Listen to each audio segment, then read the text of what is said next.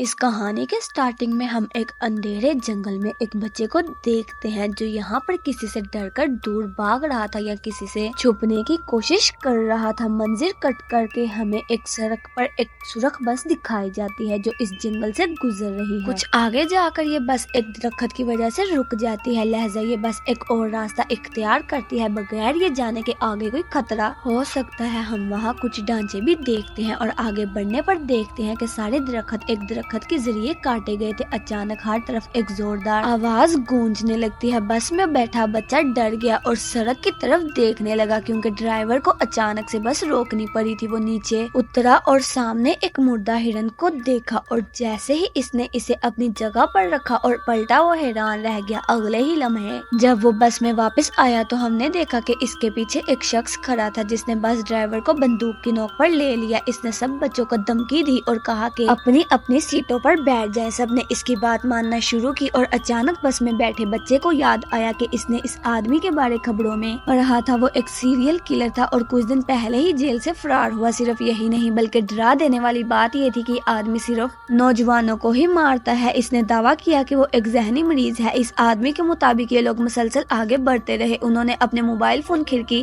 سے باہر پھینک دیے اور چلتے چلتے ڈرائیور نے ایک اور سائن بورڈ کو نظر انداز کر دیا جو کہتا تھا کہ وہ ایک خالی فوجی علاقے کی طرف جا رہا ہے۔ یہ ایک ایسا علاقہ ہے جہاں سالوں پہلے تحقیق کی گئی تھی لیکن اب وہاں کوئی نہیں تھا۔ وہاں ایک سرنگ تھی جس میں اس وقت کافی روشنیاں جل رہی تھی اور اس کی بس اچانک اس سرنگ میں رک جاتی ہے۔ اسے پتہ چلتا ہے کہ بس کا انجن خراب ہو گیا ہے اور قاتل سمجھتا ہے کہ ڈرائیور اس کے ساتھ کوئی چال چل رہا ہے، اس لیے اس نے ایک بچے کو بندوق کی نوک پر لے لیا اور ڈرائیور سے کہا کہ نیچے اتر کر اس کے سامنے بس کی مرمت کرے۔ اگر کسی نے چلاکی کرنے کی کوشش کی تو اس بچے کو مار دوں گا۔ اسی دوران اس سرنگ کی روشنیاں اچانک بجھ گئی۔ وہ سب لوگ ڈر گئے۔ اچانک انہوں نے اس اندھیری سرنگ میں خوفناک آوازیں سننا شروع کی۔ قاتل نے ڈرائیور کو اشارہ کیا کہ جا کر دیکھو کہ وہاں کیا ہے۔ ڈرائیور نے بھی اپنی ٹارچ لی اور آگے بڑھا۔ جب وہ اندھیرے کی طرف بڑھتا رہا تو اسے ایک سایہ نظر آنے لگا۔ جب وہ قریب پہنچا تو اس نے ایک دہشت ناک شکل کا عفریت دیکھا۔ ڈرائیور خوف سے چیخنے لگا اور اس عفریت نے اسے سینے سے پکڑ کر مار دیا۔ بس میں بیٹھے لوگ یہ سب کچھ دیکھ رہے تھے۔ قاتل بھی فوراً سے اس لڑکی کے ساتھ بس کے اندر آ گیا۔ یہ لوگ چیخنے لگے۔ قاتل انہیں خاموش رہنے کو کہتا ہے تاکہ عفریت انہیں نہ دیکھ سکے اور نہ سن سکے اور بس کو سٹارٹ کرنے کی کوشش کرتا ہے لیکن یہاں بس کی چابی نہیں تھی۔ وہ ابھی تک ڈرائیور کے ہاتھ میں تھی جسے عفریت نے مار دیا تھا۔ وہ ان بچوں کو یہ کام دیتا ہے کہ جا کر ڈرائیور سے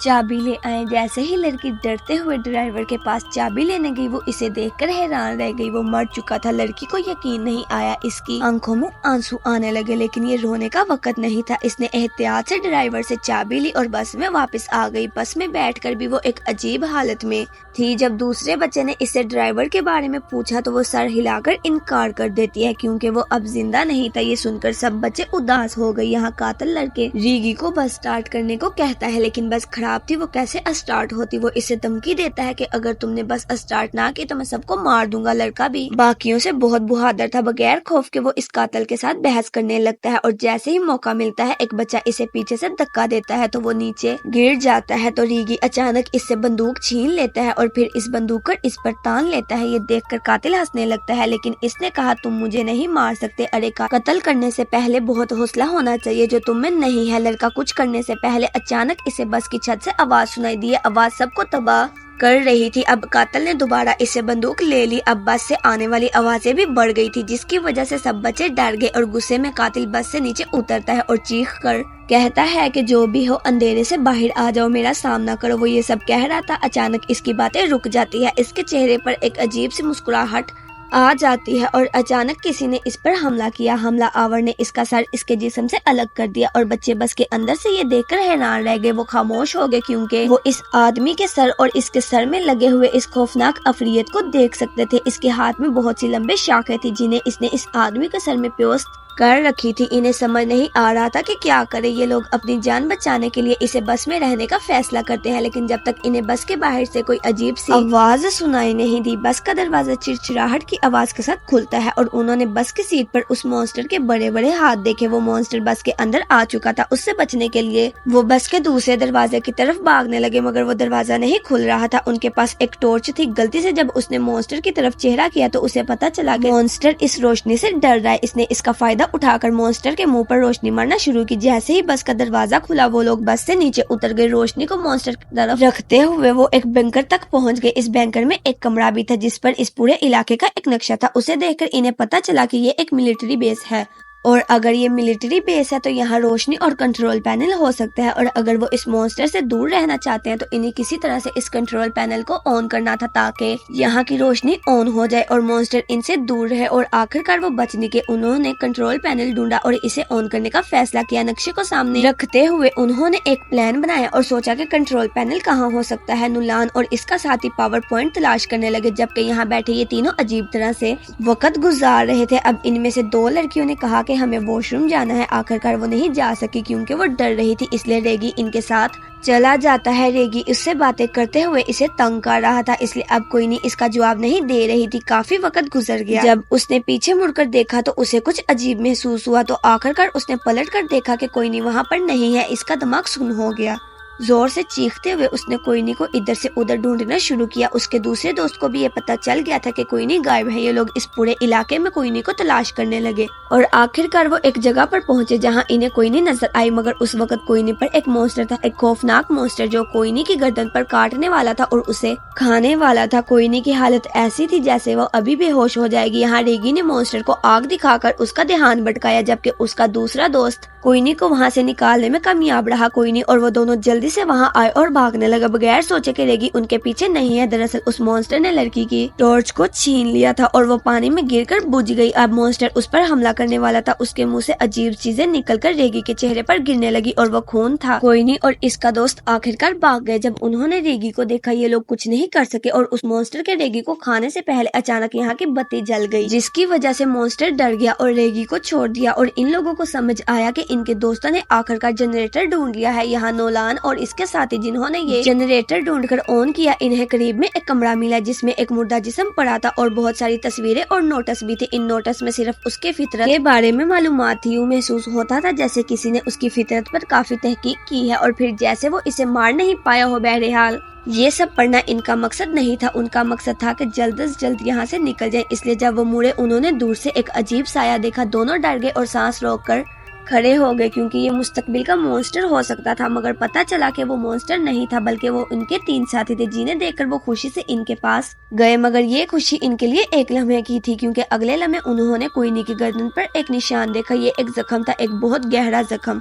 ये उस मॉन्स्टर के काटने की वजह से था। ये हो सकता था कि अब कोयनी इन्फेक्टेड हो जाए और उस मॉन्स्टर में तब्दील हो जाए। और उनमें से एक कहता है कि शायद हमें कोयनी को अपने साथ नहीं रखना चाहिए, मगर ये लोग ऐसा नहीं करते। वो कोयनी को अपने साथ रखते हैं ताकि कोयनी के साथ क्या होने वाला है इसके बारे में मालूमात हासिल कर सके। वो दोबारा उसी कमरे में जाते हैं जहाँ इन्हें उस मॉन्स्टर के बारे में काफी नोटिस मिले थे। वहाँ मौजूद कई नोटिस में से उन्होंने एक नोटबुक उठाई और उसे पढ़ना शुरू किया। बुक उठाते ही इन्होंने पढ़ना शुरू किया कि ये एक लड़के की कहानी थी जिसे अपनी बहन के साथ नई नई जगहों को एक्सप्लोर करना बहुत अच्छा लगता था। और ऐसे ये लोग एक दिन एक्सप्लोर करते करते इस मिलिट्री तक आ गए जहाँ विलर काल जिसने एक कहानी लिखी थी यहाँ के नक्शे को गौर से देखता है और पीछे ही रह गया जबकि इसकी बहन आगे आगे बढ़ती रही और एकदम वो शौक जैसी हो गई। उसे टनल के अंदर कोई अजीब चीज नजर आई हो। पीछे जो इसका भाई खड़ा था जैसे ही इसकी तरफ देखता है तो बहुत देर हो चुकी थी। टनल के अंदर से चीखने चिल्लाने की आवाजें आ रही थी। इससे वो खुद भी डर गया और अंदर जाकर अपनी बहन को बचाने की बजाय वो जंगल की तरफ भागने लगा ताकि वो अपनी जान बचाकर यहाँ से जा सके। ये वही सीन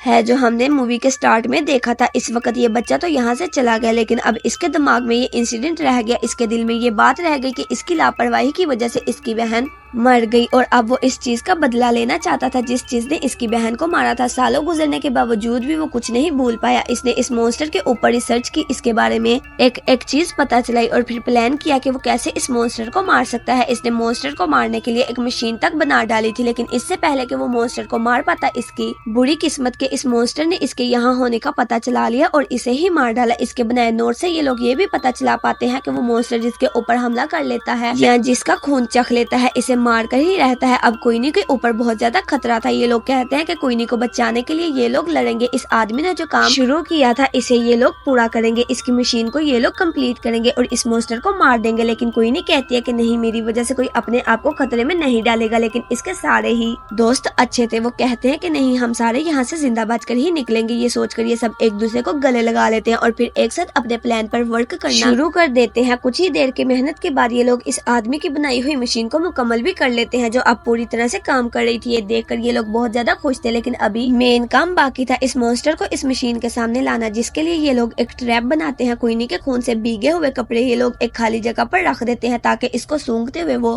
عفریت وہاں تک آ جائے۔ تھوڑی دوری پر انہوں نے کوئن کو بھی کھڑا کیا ہوا تھا تاکہ مونسٹر صحیح جگہ پر آئے اور یہ لوگ پھر لائٹ چلا کر اسے مار دے۔ ان کے پلان کے مطابق وہ مونسٹر ان کے سامنے آیا بھی خوشبو سونگتے ہوئے۔ اس نے کوئنی کے کپڑے بھی اٹھائے، لیکن یہ کوئنی نہیں تھی، وہ جان گیا تھا ٹھیک اسی وقت پر وہ ٹریگر نیچے کرنا تھا، لیکن بدقسمتی سے وہ ٹریگر پھنس گیا اور ایسے میں مونسٹر کوئنی کو ڈھونڈتے ہوئے اس کے پیچھے آ گیا۔ اس سے پہلے کہ مونسٹر کوئنی کو مارتا ٹھیک وقت پر وہ لوگ اس مشین کا ٹریگر آن کر دیتے ہیں اور بہت ساری لائٹ اس مونسٹر پر پڑنے سے مونسٹر کوئنی کو چھوڑ دیتا ہے۔ کوئنی اور اس کی دوسری ساتھی تیزی سے بھاگتے ہوئے ٹنل سے باہر نکل آتے ہیں اور یہاں ان کا ساتھی تیزی سے بھاگتے ہوئے اس مونسٹر کے پیٹ میں اسٹک کر دیتا ہے، لیکن ان کی بدقسمتی کہ ان کے اس وار سے اس مونسٹر کو کچھ نہیں ہوا۔ اب ان لوگوں کے پاس بس یہی حل تھا کہ یہ لوگ اپنی جان بچا کر یہاں سے بھاگ جائے۔ ہاتھوں میں لکڑیاں لے کر یہ لوگ باہر کی طرف بھاگنے لگتے ہیں، لیکن اب مونسٹر ان کے پیچھے پیچھے تھا۔ وہ دونوں لڑکیاں تب تک ٹنل سے باہر نہیں نکل گئی۔ ٹنل سے باہر نکلتی انہوں نے سکون کا سانس لیا اور پیچھے دیکھا جہاں ابھی تک ان کے دوست نہیں آ رہے تھے اور اب ان کے سامنے مونسٹر بھی کھڑا تھا۔ ڈر سے یہ لوگ کانپنے لگے، لیکن مونسٹر باہر نہیں آیا کیونکہ باہر روشنی تھی۔ اتنے میں ہم پیچھے ان تین لڑکوں کو بھی دیکھتے ہیں جو اب اس مونسٹر کے قریب آ گئے۔ پیچھے سے اسے آگ لگا کر ٹنل سے باہر آ گئے۔ وہ مونسٹر آگ میں جل گیا اور فائنلی ان کا پلان کامیاب رہا۔ انہوں نے اس مونسٹر کو مار دیا تھا۔ ان سب کی جان بچ گئی تھی، نہ صرف اپنے لیے، انہوں نے یہاں آنے والے آگے سبھی لوگوں کے لیے خطرہ ختم کر دیا تھا، اس لیے یہ بہت خوش تھے۔ کہانی کے آخری سین میں یہ بچے اپنے ڈرائیور کو یاد کرتے ہیں جس نے ان سے ایک پہیلی پوچھی تھی کہ وہ ایسی کیا چیز ہے جو ہر مصیبت میں ہمیں باہر نکالتی ہے۔ اس وقت تو انہیں اس پہیلی کا جواب نہیں آیا تھا، لیکن اب یہ لوگ سمجھ گئے تھے وہ چیز مشکل سے باہر نکال دیتی ہے، وہ چیز ہمت ہے۔ مرتے ہوئے بھی ڈرائیور انہیں بہت بڑا سبق دے چکا تھا جو ان کی زندگی میں بہت کام آنے والا تھا، اور بس یہی بتاتے ہوئے یہ کہانی یہیں پر ختم ہو جاتی ہے۔